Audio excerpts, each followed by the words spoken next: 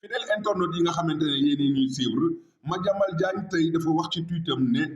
kii di Ousmane Sonko ak président Bassirou Diomaye Faye dinañu génn tey mu ne Ousmane Sonko ak Diomaye Faye dinañu génn tey ndax loi d'amnistie bi nga xam ne voté woon nañ ko assemblée nationale tey la ko président Macky Sall di promulguer kon mu nekk information boo xamante ne nii mu ngi tukkee ci Madiambal Diagne mu xamle ne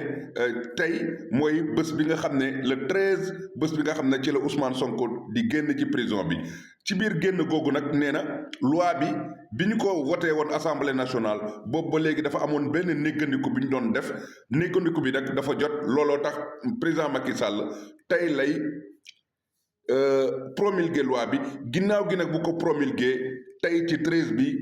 Ousmane Sonko ak Bassirou Diomaye daañu ñibbi seeni kër lii mooy information bi nga xamante ne nii Madiambal Diagne xamle na ko ba ci def na ko tweet waaye tamit